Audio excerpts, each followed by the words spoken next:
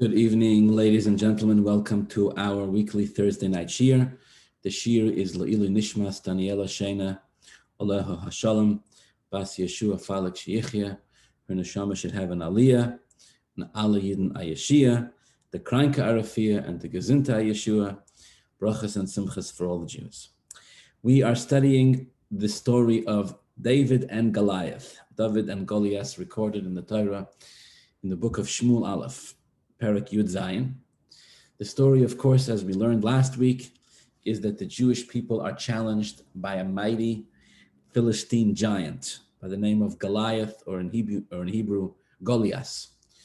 Goliath challenges the Jews to send forward a single volunteer who would be willing to face him in battle. The terms, the repercussions of the battle between the Jewish volunteer and Goliath were simple. If Goliath is victorious, the Jews would have to be slaves to the Philistines. And if the Jew is victorious, then the Philistines agreed to lay down their weapons and be slaves to the Jews. In the end, as we learned last week, it is Dovid himself who ends up being the volunteer on behalf of the Jews, not before they comb the land, begging everyone and anyone to represent the Jewish people. And everybody is too scared. Things are so desperate that King Shaul, who was of course the king of the Jews at the time, offers great wealth and his own daughter's hand in marriage to the one who would have the fortitude and who would have the guts to face Goliath himself, to no avail. Nobody is prepared to do so. Only Dovid, who at the time was not even in the army. At the time, Dovid was going back and forth between jobs. One job that he had was he was tending his father's sheep. He was a shepherd for his father and family. The other job Dovid had was that he would play musical instruments. He would play the harp for King Shaul every time the Ruach Ra, the evil spirit, took a hold of him. At the time, Dovid was going back and forth between these two positions. And Dovid's father, Yishai, sends Dovid to the front lines with some gifts for Dovid's older brothers who were warriors in the army. And Yishai asks Dovid to bring a report back from the front lines. Dovid comes there to the front lines of the battle, of the staged battle. Of course, no battle rages yet. And he hears about this proposal from Goliath, and he sees that all the Jews are too trepidatious to go and face him. And without any hesitation at all, Dovid says, I'm going to go. His older brothers are very unimpressed with him. They think he's come to stir up trouble. And Dovid says, no, I'm serious. I'll go and I'll face him. Dovid is brought before Shaul, at which point we learn, I mentioned this last week, at which point we learn that Dovid tells Shaul that one day while he was tending the sheep were attacked by a lion and by a bear, and that Dovid had slain them with his own hands. And eventually it is agreed that Dovid would go out and face Goliath. Dovid goes, he faces Goliath. All he has with him is a stick, a slingshot, and 5 stones. He puts one in the slingshot and fires it right at Goliath. It burrows its way straight into Goliath's head, who collapses, after which Dovid promptly beheads him, and the battle, for all practical purposes, is won. The part of the story that I'd like to focus on with you today is toward the end of the chapter. In the Novi itself, it's actually Pasuk Nun Hey, and there's 2 very strange verses that I'm going to learn with you today. The Pasuk says, I'll read it for you in Hebrew, and then we'll translate. Again, this is in Shmuel Aleph, Perek Yud Zayin, Pasuk Nun Hey. V'chir'ois Shaul es Dovid yotzei likras haplishti. As Shaul, the king, saw Dovid go out into battle toward the Philistine, toward Goliath, Omar el Avner, King Shaul, turns to Avner. Avner is King Shaul's chief of staff, a mighty, mighty warrior. Sar Hatzava, the head of the army. And Shaul, the king, asks Avner, his man, quote, Ben Mizeh Hanar Avner. Who is this lad, Avner? Who is this child? Who is this? Vayomer Avner, and Avner says, Chei nafshoch Hamelech, I swear by your life, the king, im yodati, I have no idea. Vayomer Hamelech, and the king says, Sha'al atwa ben mizeh ha'elam, please go out and find out for me, who is this young man that is going out to greet Goliath and face him in battle?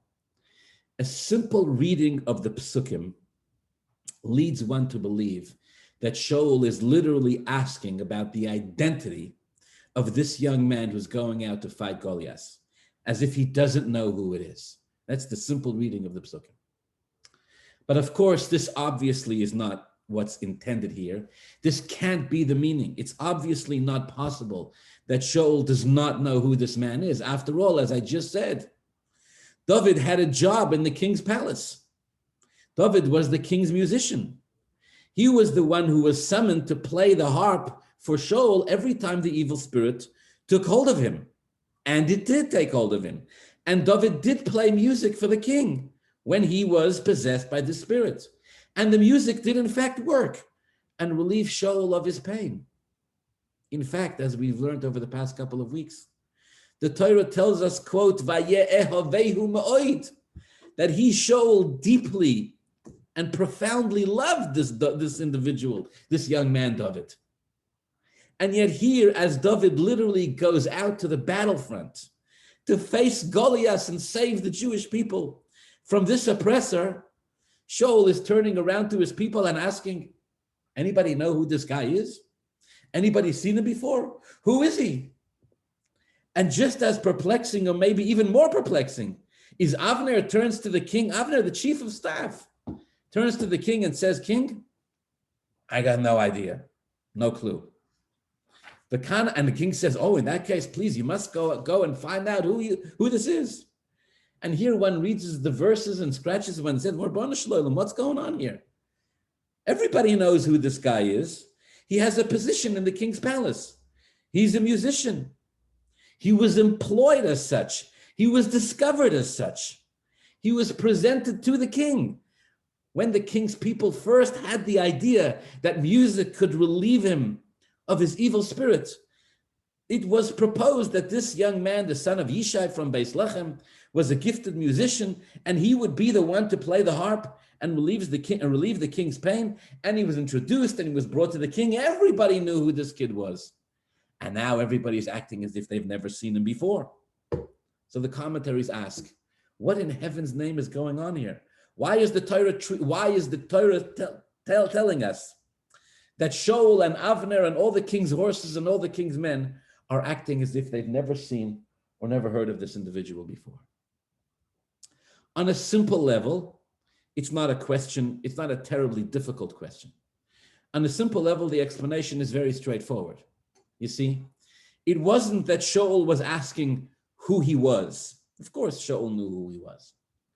It wasn't as if Shaul was pretending that he'd never seen him before. Of course, they knew him very well. On a simple level, one could answer that Shaul was asking about his yichus. Ben Mizeh Hanar means not who is this young man, but the son of whom is this young man.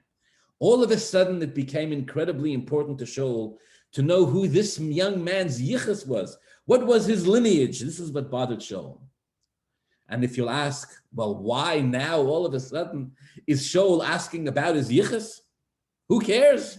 And why is this important? The answer is that this was a shidduch question. Any of you ever dealt with shidduch questions? This was a shidduch conversation. What do I mean? Well, simple. Shaul had put forth to the Jewish people that any man who would be brave enough and big enough to face Goliath in battle, that anyone who had the guts to go out there and face the mighty giant, were he to be victorious, would win the hand of the king's own daughter in marriage. And so the Kirois Shaul as Dovid yoitze the krasa plishti, as Shaul sees Dovid go out to greet the plishti and face Goliath, he thinks to himself, whoopsie, if this young man is victorious, he's going to be my son-in-law. I'm going to have to give him my daughter in marriage. This is what I promised. So Shaul says, wait a second, before he goes, I got to know the yichus. I have to know what kind of family I'm allowing my daughter to marry into. And so for this reason, right now, he asks, from which family is this young man? Because he's interested to know, he needs to know what the shidduch pictures what the wedding pictures will look like. It's important to him because he's going to marry his daughter off to this individual. But this explanation, the Gemara also refuses to accept. What do you mean, says the Gemara? Shaul doesn't know who Dovid is. Shaul doesn't know who David's father is. Shaul doesn't know his yichus. Everybody knows who Yishai is. Yishai, according to the Gemara, is teaching Torah to 600,000 people. Every time the Gemara says Yishai went in or went out, anytime Yishai went anywhere, throngs, multitudes of people would accompany him and would walk with him. Yishai was one of the greatest tzaddikim of the time. And even of Jewish history, the Gemara says, Yishai had no sin and only died because death was decreed upon the world when Adam and Chava ate from the Eitz Hadas. So surely Shaul knows exactly who Dovid is. After all, he loved Dovid very much.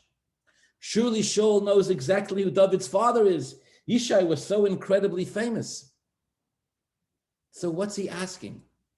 And why is Avner pretending like he's never seen this young man before? The commentaries suggest that perhaps it was at this moment that Shaul himself was possessed by one of his evil spirits. A ruach ra came over Shaul right at this moment. And as he looked at Dovid, he truly didn't recognize him. May Hashem protect us, but this would be similar, Rahman al-Islam, to what some people struggle with as they age and they begin to lose their memory, or they begin to lose the ability to hold on to a state of mind that sort of comes and goes. And so Shaul finds himself not because of old age necessarily, but because of this ruach ra, this evil spirit that takes over him. Shaul finds himself in a position where he can't properly hold on to his own state of mind. And as he looks out at Dovid, he doesn't recognize him. And so he turns to the people around him and says, can somebody tell me who this is? But again, that's an unsatisfactory explanation. For even if Shaul, in a temporary state of confusion and evil spirit, didn't recognize Dovid or didn't know who he was, surely Avner would have said to the king, Adoni Hamelech, my master, the king, this is your musician. This is a young man that you're deeply and passionately in love with. This is a young man who's really helping you. He's a musician who brings calm and healing to your soul. But even Avner plays along or goes along and says, Adoni Hamelech, my master, the king, I swear by your life, I don't know. So what is really being asked? The Gemara explains it like this. You see, when Dovid came to Shaul and said, I'm prepared to face him. When Dovid said to Shaul, send me, I'll go out and face this mighty giant. Shaul agreed, but he insisted that Dovid wear Shaul's own battle armor that would protect him from head to toe. Shaul insists that Dovid put on the king's very shield, the king's very clothing, the king's very, the things that the king himself wore in order to go out to battle. Shaul has Dovid put them on. And as Dovid put them on, a great miracle happened in that they fit Dovid perfectly. This was a miracle, the Gemara explains to us, because Shaul was an incredibly physically tall man. The Torah describes him as being, quote, head and shoulders above the nation. So for his armor to fit Dovid perfectly was a miracle. And Shaul, witnessing this miracle, is keenly aware that the miracle is significant in that it is telling us that Dovid, or at least possibly telling us, that Dovid is going to be the next king and the one to wear this type of royal armor in battle. So as Dovid is going out to greet the Plishti, Shaul turns with a question to the people next to him. I'll tell it to you in the words of the Gemara, and then I'll try to explain. The Gemara says, Shaul asked his people, Zil Shaul, he said, go out and find out for me, quote, Imi peretz osi, im mizerach osi. Imi peretz osi malka havi, she Hamelech peretz lashes geder, imi zerach osi, chashiva ba'alma have. Says the Gemara, it wasn't David's father that Shaul was asking about. It wasn't even his grandfather that he was asking about. It was his great-great-great-grandfather that Shaul was asking about. And the question was, does this young man David come from Peretz, or does he come from Zorach? Now, what in heaven's name does that mean? So if you remember the story that the Torah tells us in Parshas Vayeshev, Yehuda, the Torah tells us, has 3 sons. Eir, the oldest, Oinon, the second, and the third one, his name is Sheila. Eir, the Torah tells us, married a very beautiful woman. Her name was Tamar, or Tamar. But Eir, the son of Yehuda, was displeasing in the eyes of Hashem. And Eir died, Rahman al-Islam, without children. So Tamar married Eir's younger brother, as is the halacha when a man dies without children. She marries she marries her deceased husband's younger brother, a man by the name of Oinon. But he too is displeasing in the eyes of Hashem, and he perishes as well. Yehuda, the Torah tells us, is concerned that if Tamar marries his third son, Sheila, he'll die as well. And so Yehuda sends Tamar home. But Tamar knows through prophecy and through divine inspiration that she is destined to have children from this family. So on one particular day, as Yehuda is traveling, he's going to a sheep shearing, an experience which at that time would gift the owners with tremendous amount of wealth. Tamar becomes aware of the path upon which Yehuda is going to travel in order to get to this place where he's going to be shearing the sheep and reaping the profit of his enterprise. She dresses herself up as a woman of ill repute and sits in the street corner, hoping to tempt Yehuda and to have children from him. Her plan works. Yehuda stops her, employs her services. She becomes pregnant.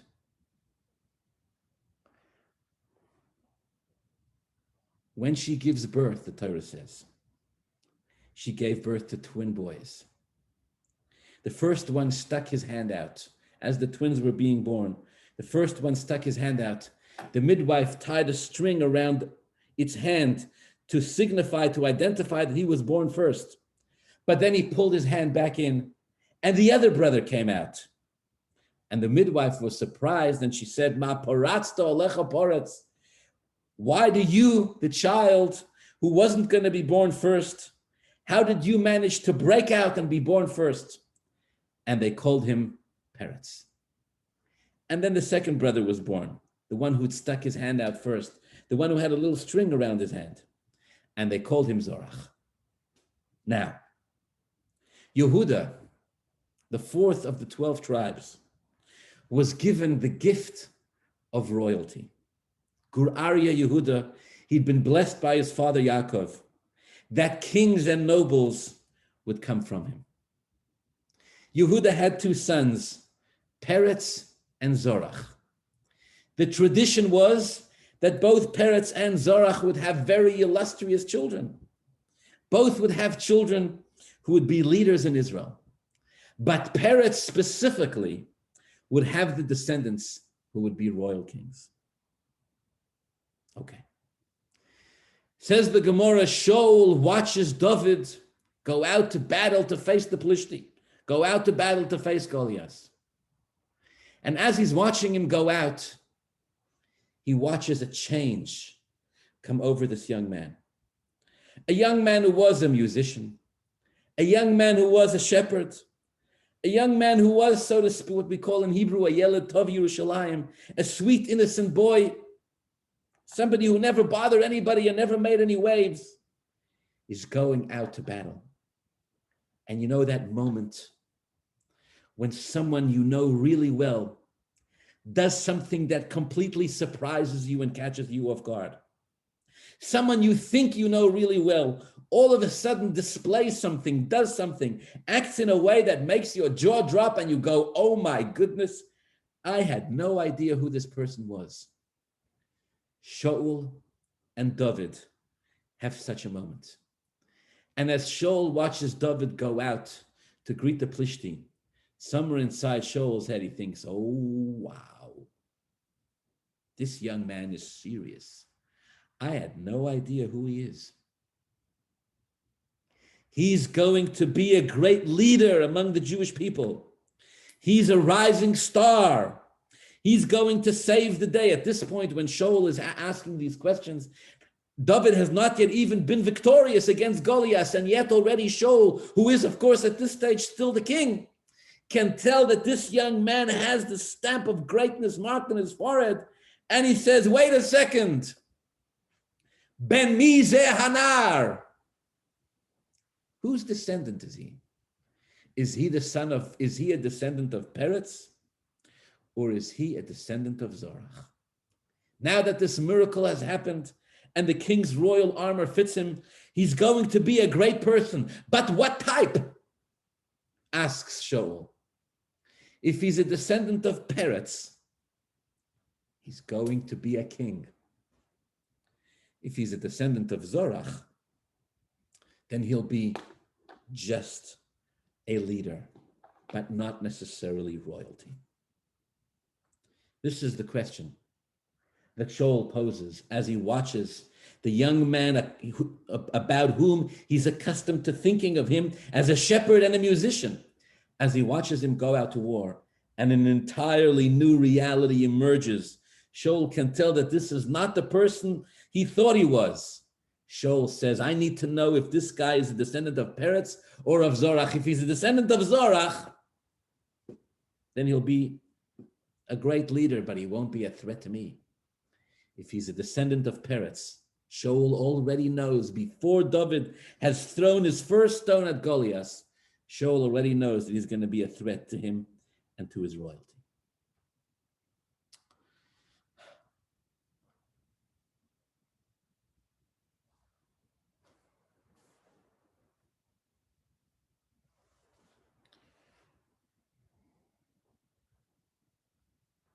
But something happened, the Gemara says, before the question could be answered. Of course, the answer is that Dovid is a descendant of Peretz. The word Peretz, by the way, means to break through. This is because a king, the Mishnah tells us, a king when he travels or a king when he walks, doesn't have to travel on the regular road where everyone else travels. If a king wants to walk through a wall, if a king wants to walk through a city, he can instruct his men, he can instruct his army to break down the wall and to break down the houses and walk right through. And nobody can stop him. Dovid is a descendant of Peretz, and he is going to be the next king. Unbeknown to Shaul, he's already been anointed as the next king. But before Shaul can get the answer to his question, someone else is standing there by the name of Doeg. Doeg was one of King Shaul's advisors, a great Talmud Chacham, a great scholar, and one who is going to dedicate his life to making sure that Dovid doesn't take over from King Shaul. Dovid turns to the king and says, you're asking about this young man's yichus. You want to know if he's a descendant of Peretz or Zorach. You want to know if he's going to be a king or just a regular leader among Israel. You want to know his yichus because you're ready to marry him off to your daughter. I have news for you, says Doeg. This young man is not allowed to marry a Jewish woman. He is, quote, Osur lovai bakohol. He's forbidden to marry a Jewish woman. Not just your King Shaul's daughter. He's not allowed to marry any Jewish woman. You know why? Because he's a descendant of Ruth. He's a descendant of Ruth, Hamoyavia, Ruth the Moabite woman. And the Torah says that we may not accept converts from the nation of Ammon and Moab. And if we do, they may not marry Jews. And their descendants may not marry Jews. And so Dovid, who is a descendant of Rus, may not marry a Jewish woman, no matter who that is. Certainly not the princess herself, the daughter of the king.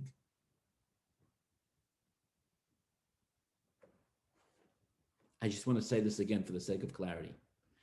This is what Doeg, the king's chief advisor, is telling the king as they're watching Dovid go out to fight the Plishti, go out to fight Goliath, go out to fight the man who had taunted the Jewish people for 40 days, blasphemed them, blasphemed their God, blasphemed everything in between, and who made the entire Jewish nation tremble. Everybody was afraid to face him, except for Dovid. And as Dovid, without fear in his heart and with a bounce in his step, told the king confidently, I'm going to destroy this man, Goliath, when everyone else was afraid. As Dovid went out to do this, before he was even successful, Doeg told the king, he said, Doeg, the king's advisor, told him, this young man is a non-kosher Jew, for he's a descendant of a Moabite convert. And Avner, the king's chief of staff, responded and said, no, my master, the king. Doeg is wrong. The prohibition against members of Ammon and Moab's conversion to Judaism only applies to male members, not to female members. Amoini v'loy amoinis, Moavi v'loy moavis, and a debate breaks out between Doeg and Avner, and they go back and forth until in the end, Doeg presents the stronger case, and Avner, the king's chief of staff, doesn't know what to answer. Vayomer Hamelech, to the king, tells Doeg, his chief advisor, and Avner, his chief of staff, Sha'al ato ben mizeh ho'elam, the word ho'elam, the Gemara says, comes from the word concealed. He said, can somebody go out for me, please, to the Beis Midrash and find out what is the halacha? Does the prohibition apply only to males or also to females? What is going on here? And Doeg and Avner, this is unbelievable. It's unbelievable. Doeg and Avner are sent by the king to the Beis Midrash. In the Beis Midrash, they're going to debate the law about whether female members of Ammon and Moab can convert to Judaism. All of this is going on while Dovid fights with Goliath. While Dovid literally slays the giant, in the Beis Midrash, they're arguing over his kashrus, over how kosher is his status as a Jew. And the debate, my friends, the Gemara says, is fierce. And Doeg, considered the ultimate Torah scholar of the generation, is fighting like a lion to declare Dovid to be an unkosher Jew. He tells the people this law is not correct. The prohibition against converts from Ammon and Moab, Moabite converts, applies to males and females. Rus had no business converting. The Jewish people should never have accepted her. And her descendants and her descendants' descendants and anybody who comes from Rus may not be accepted by the Jewish, may not marry a Jewish woman, and may definitely not be accepted to any position of leadership. As this debate ensues, the Gemara says,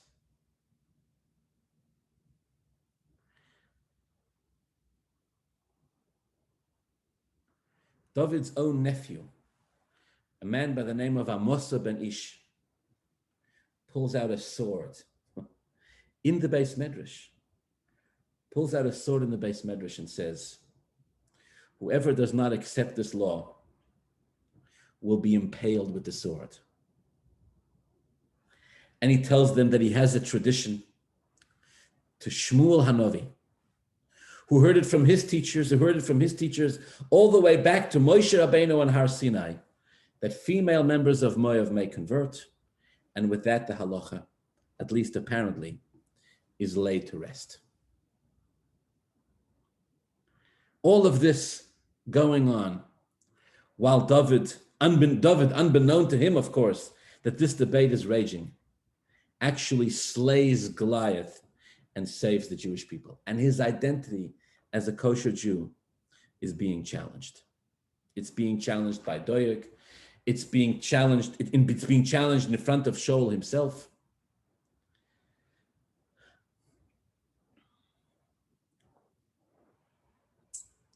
And David's identity is debated in this way. Now, just for tonight, I want to conclude with this one point.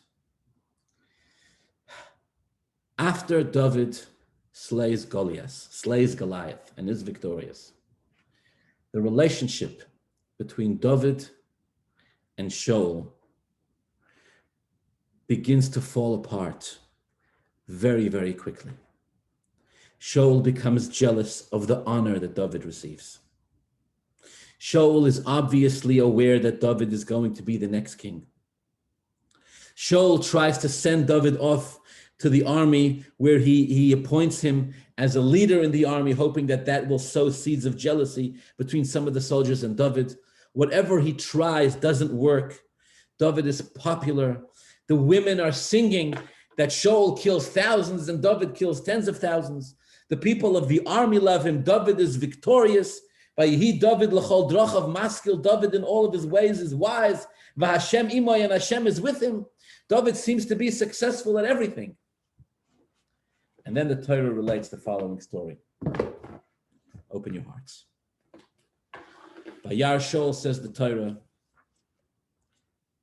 Shaul can see that David is successful in everything. And Shaul becomes increasingly jealous. And Shaul decides to kill David. And so one day, when an evil spirit comes over Shaul, and David is summoned to play music for the king. The king is there. He's possessed by this evil spirit. David is there with his harp, and he's playing music for the king. But this time, of course, it isn't working. The music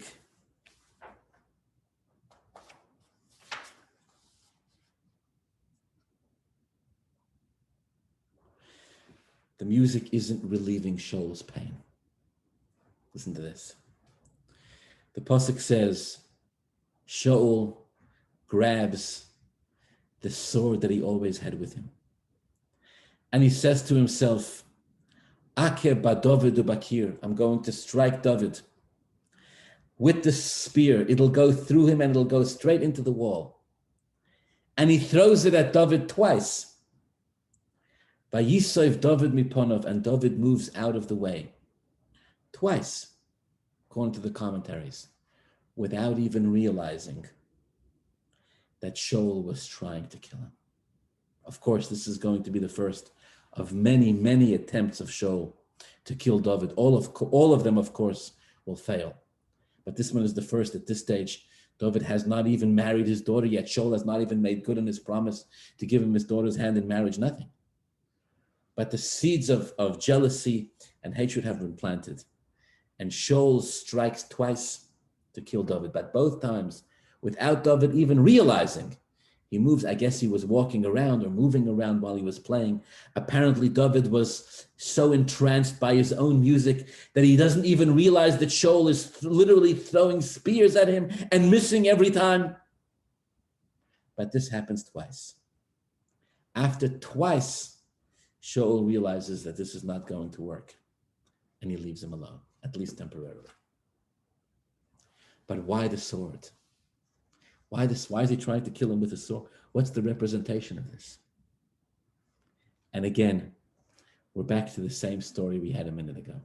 You see, this debate over whether Rus, the Moabite woman, was allowed to convert, and by extension, whether her children were kosher Jews or not. This debate that raged in the end, raged for centuries through the Jewish community. This debate, as I mentioned a minute ago, was finally ended when one day, as the Gemara says, Dovid's nephew pulled out a sword in the Beis Midrash and says, this is it. Enough of this debate. It's been tearing the Jewish people apart for so long. It's over.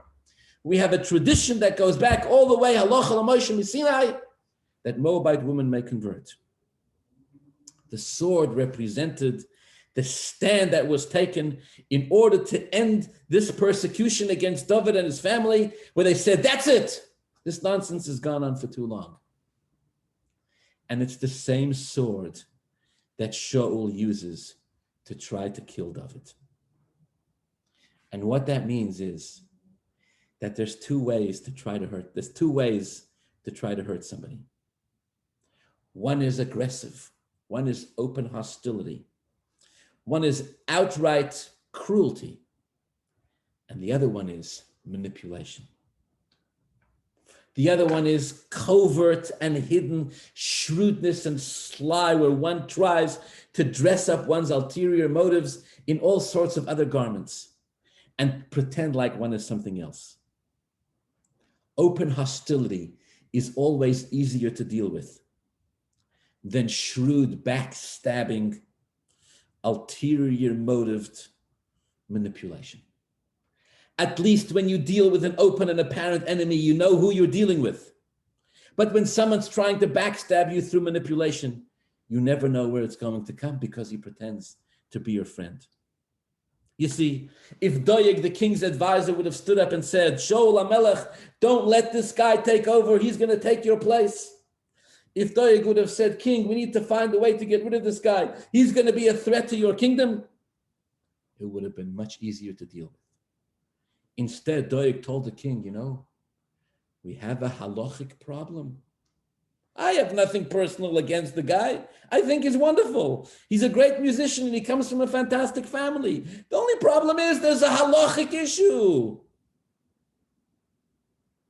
You want to debate me on the halachic issue? I'll debate you. And Doeg debates and debates back and forth and won't let go until they produce a sword in the Beis Midrash and they tell him to stop it. You're not interested in the halacha. You're not trying to make a halachic argument. This is personal and this is agenda-driven. This is jealousy and hatred and unfounded cynicism. Stop hiding behind the halachic argument and tell the truth. You hate this individual because you see him as a threat. And that's why you want to get rid of him. Sometimes you got to be aggressive with these kinds of people. And this is what they do with Doeg. And they produce a sword in the Beis Midrash and they say to him, we know what you're trying to do, and we're not going to let you get away with it. It's that same sword that Shaul is trying to use to kill Dovid. Shaul knows that the spirit of Hashem has left him. Shaul can taking one look at this individual, he can see the spirit of Hashem is upon Dovid. People love him. He's found a way to win over the people. He's humble and he's kind and he's courageous and he's brave and he's successful. Shaul is jealous. So he tries to take him down with that same sword. It's the sword he wants to use to kill him. Let's use that sword against Dovid again. He wants to do the same shtick. Let's find a way to invalidate him. Let's find something wrong with him. Let's find a way to poke at him and see where he's incapable and weak.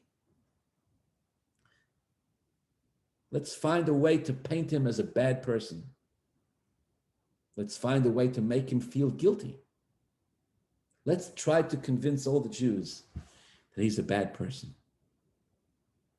And so he throws the sword at Dovid twice. And without Dovid even realizing, he misses twice because Hashem is protecting Dovid. And so Shaul throws the sword this way and Dovid goes here. And he throws the sword that way and Dovid goes there. And Shaul realizes it's not going to work. You see, there has to be a moment of clarity. And Shaul has one, where one realizes that what happens in the end is going to be exactly as Hashem has decreed. And nothing can get in that way. If Shaul would have only been able to hold on to this, if he would have only been able to let go, he would have said, okay, apparently the sword is not destined to strike Dovid. Apparently the sword is there to defend him. Apparently we're not going to take him down with the sword. Instead, anybody who tries to take him down is going to meet their end with a sword. If Shaul would have only been able to hold on to that moment of clarity, perhaps he would have not met the sorry end that he met. But alas, it wasn't meant to be. Instead, Shaul will spend the rest of his life persecuting Dovid. To no avail. He will fail. And in the end, you guessed it, it's with a sword that Shaul's own life comes to an end. You see, when they produced the sword in the Beis Medrash and they said, Dovid is a kosher Jew, and whoever resists it is going to meet their end through this sword. It was Shaul himself who faced the end with that sword, because he couldn't come to terms with the fact that kingdom, that royalty was taken away from him and given to someone else, given to Dovid. The sword comes to represent, in this sense, not aggression, God forbid, not cruelty, God forbid, but the sword comes to represent the will of Hashem, if you will. That is eternal, and that anybody who messes with will ultimately fail. And that's the real meaning of what the Gemara means when it says that they pulled out a sword in the Beis Medrash and they said, this is the halacha, and anybody who disagrees with it will be pierced with a sword. What were they trying to do? Settle a halachic debate by threatening to kill anybody who disagrees with me? This is the halacha. If you don't like it, off with your head. Of course not. In the Beis Medrash, they don't kill. And in the Beis Medrash, they don't settle the halacha with a sword. Instead, they were explaining to the people who would listen, and maybe trying to explain, even more importantly, trying to explain to those who wouldn't. They said, nothing will get in the way of destiny of Hashem. Dovid will be king because Hashem has decreed so. And anybody who tries to get in its way, no matter how sophisticated and fancy your arguments may be, even if you dress them up in halacha and say, it's halachically forbidden for Dovid to be king. Careful, they warned Doeg. Careful, they warned Shaul. Careful, they warned all of their sympathizers. Careful! Don't mess with the sword. For when necessary, Hashem ish milchama. When Hashem sets something into motion, this is the way it's going to be. And nothing can change it. Had Shaul and Doeg had the ability to accept this, they would have understood that this is the will of Hashem, not resisted it. They would have saved themselves so much pain, so much suffering, wrestling with destiny, when the end is already predetermined. They would have saved themselves so much heartache. Had they understood that Dovid wasn't into this for himself. Dovid didn't seek the position. He wasn't seeking the glory or the honor. As Rabbi Jonathan Sachs says, some people are born great, and some people have greatness thrust upon them. Dovid had it thrust upon him. He never asked for it. Had they understood this, they would have saved themselves the wrath of the sword. Instead, it was used against them. And while they tried to use it against Dovid, Hashem always protected him and turned it against them. You see, in our own lives, we need to learn to trust in Hashem. And remember that Hashem has already set a path for us that is filled, please God, with His blessings, and that is filled with His reassurance that everything will be okay. Instead of sometimes trying to control things that are beyond our control, we need to learn to trust in Hashem that everything will work out as it should. Have a wonderful Shabbos.